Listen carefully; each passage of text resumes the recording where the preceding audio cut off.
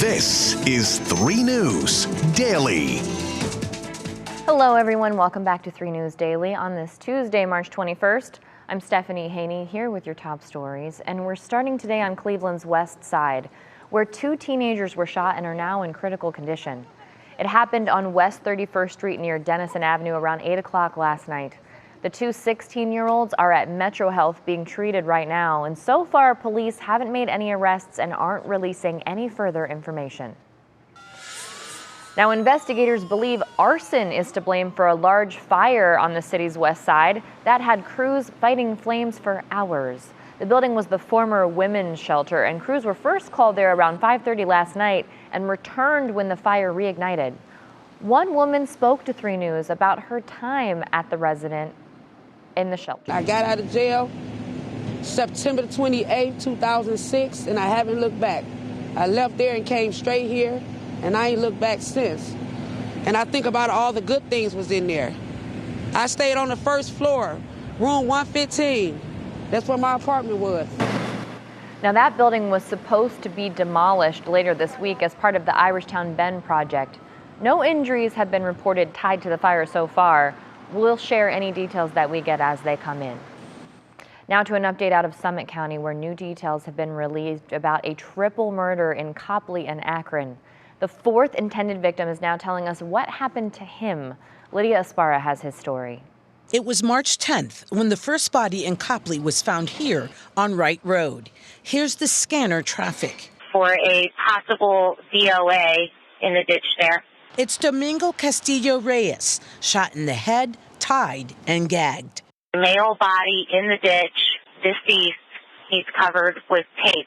Copley police call the Summit County Medical Examiner. They tell police 2 more bodies in the same condition were found in Akron. Also dead, 31-year-old Victor Varela Rodriguez and 24-year-old Inmar Reyes. But then police find a 4th victim who got away from the kidnappers. He was found walking on Collier Road and spoke no English.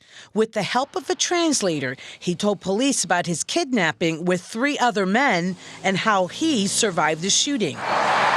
Copley police say they drove that victim around the crime scene to jar his memory, then stopped here at this marathon to get a Coke for him.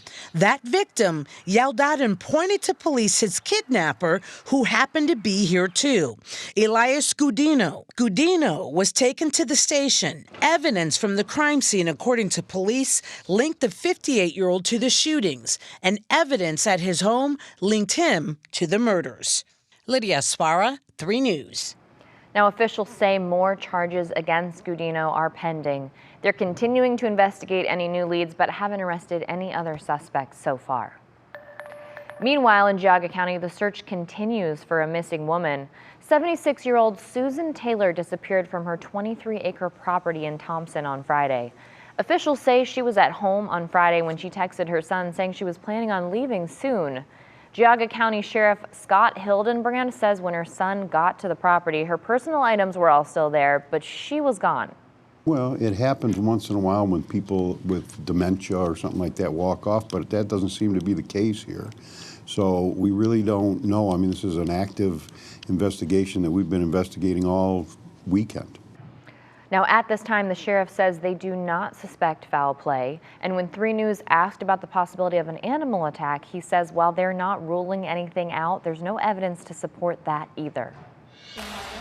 Now, today, Akron City Council has reopened applications for their Citizens Police Oversight Board. That's to fill a vacant seat left by a rejected candidate. The City Council president says the Oversight Board is a critical component of efforts to improve the police department, and once that vacant spot is filled, the City of Akron will be fully represented by a diverse committee. Applications will be accepted until March 31st at noon. And new in politics, while former President Donald Trump is preparing for a possible indictment, several sources now tell NBC News that they do not expect developments today and that the next scheduled grand jury date is set for tomorrow. Meanwhile, Trump is calling on his supporters to protest, and NYC law enforcement are making security plans. NBC's Garrett Hake reports. The Manhattan DA's office on the verge of a fateful decision, whether to indict a former president for the first time in history. a case centering around Donald Trump's alleged effort to keep an extramarital affair secret by paying hush money to Stormy Daniels. In the last week, grand jurors hearing dueling accounts. Former Trump fixer turned fierce Trump critic Michael Cohen, alleging Mr. Trump gave him $130,000 in 2016 to buy Daniels' silence. This is about Donald Trump being held accountable for his own dirty deeds. Plain and simple. While Cohen's former legal advisor, Robert Costello, asked to testify at the request of Mr. Trump's legal team, blasting Cohen's credibility. If they want to go after Donald Trump and they have solid evidence, so be it. But Michael Cohen is far from solid evidence. This weekend, the former president making headlines, predicting he'd be arrested at the investigation's conclusion and calling for protests. House Republicans rallying to his defense, slamming Democratic DA Alvin Bragg, vowing to question him before Congress. President Trump announced he was going to run for president again, and suddenly here they go. Now they're coming after him for some alleged bookkeeping error. You've got to be kidding me. Trump's top potential Republican presidential rival taking a dig at the progressive prosecutor. That's an example of pursuing a political agenda. But also a veiled shot at the former president. I don't know what goes into paying hush money to a porn star to secure silence over some type of alleged affair. I can't speak to that. Law enforcement officials in New York City have been meeting to plan a security response to any protests and how to handle the possible surrender, fingerprinting, and initial court appearance of a former president. The Secret Service would accompany Mr. Trump throughout that process, a source familiar told NBC News, and do everything they could to keep him out of public view. Now, up until now, the Manhattan DA's office has not commented on the timing of the progression of this grand jury hearing, so it's still up in the air whether or not we'll know if Trump will be indicted today. We'll continue to update you on the air and online as we follow all of the developments in this case. And last night, Cleveland City Council passed the $1.9 billion budget for 2023. That includes more than $710 million in the general fund for daily operations and services. The council also passed legislation to move police headquarters to the current Art Craft building on Superior Avenue.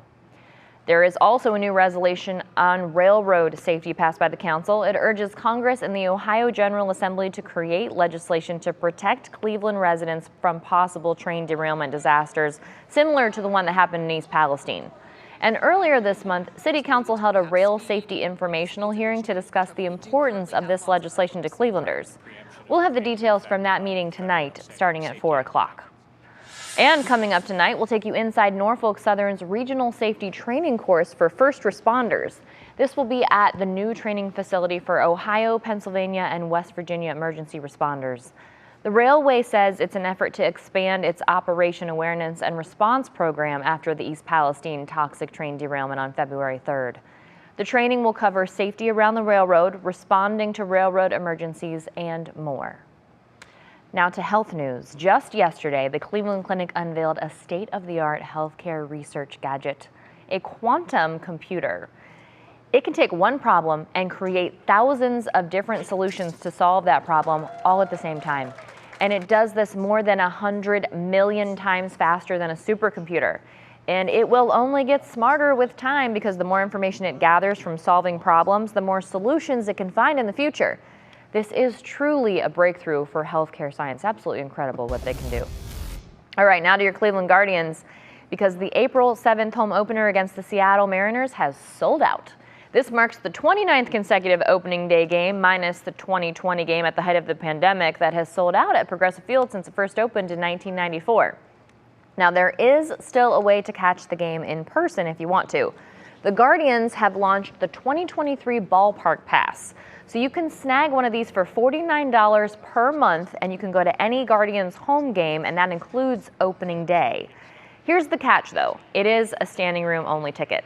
Now, there are lots of spots to hang out without a seat, and we've got a full list of locations on WKYC.com.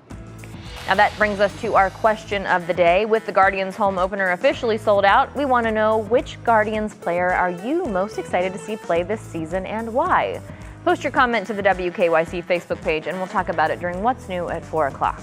I'm looking forward to seeing more Stephen Kwan. That's what I want to see. All right, before we go, An historic home in Akron is up for sale for the first time in decades, and it's known as the Jackson House because Lee Jackson, the former president of Firestone Tire and Rubber Company, once lived there. It was custom built for a Ms. Della Wilcox in 1928, designed by acclaimed Northeast Ohio architect Roy Firestone. Look at how gorgeous this home is. It's 4,835 square feet. It has 4 bedrooms, 3 bathrooms, and 2 partial bathrooms on 3.8 acres. I mean, the lot alone. The asking price is a cool $925,000. So if you want to check it out, you can find it at 871 Merriman Road. Absolutely a gorgeous piece of Northeast Ohio history. All right, thanks for being with us for today's edition of 3 News Daily. Remember, you can catch the abridged version of this live at 122 and 152 on Channel 3. We'll see you back here tomorrow with more of your top stories from WKYC.com.